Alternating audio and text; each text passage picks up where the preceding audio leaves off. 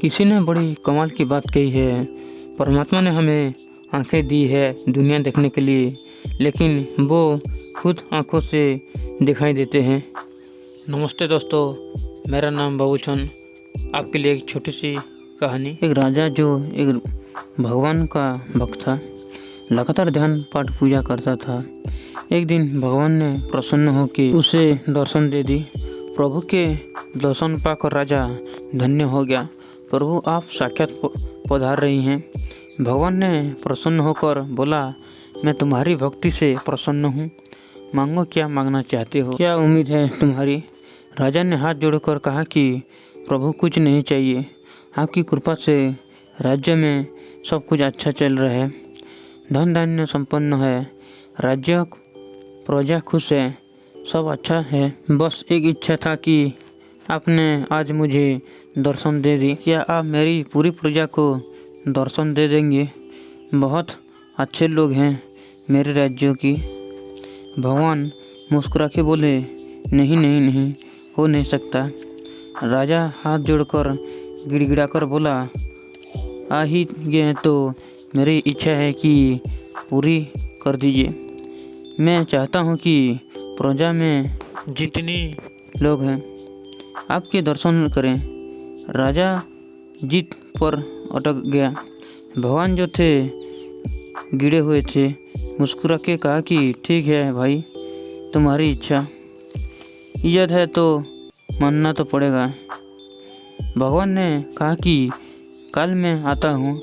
आपके जो महल के सामने जो दूर पहाड़ दिखाई दे रहा है, वहाँ पर आऊँगा और सारे लोगों को दर्शन दूंगा, लेकर आना। राजा ने कहा कि ठीक है। भगवान ये कहकर अंतर्ध्यान हो गए। राजा ने मंत्री को बुलाया और 3 डोरा पिटवाया।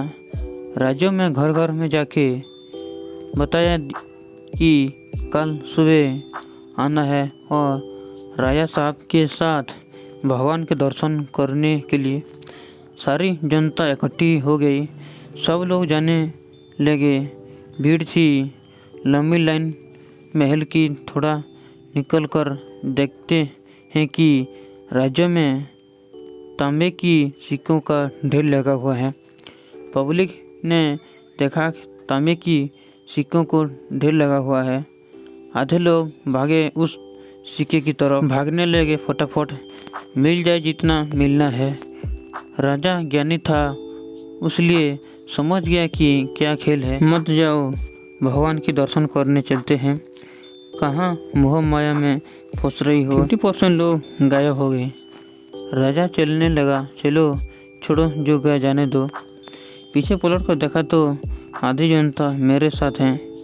राज्यों में जो पाठ पूजा करने वाले लोग थे, उन्हें दर्शन मिल जाएगा तो कोई बात नहीं।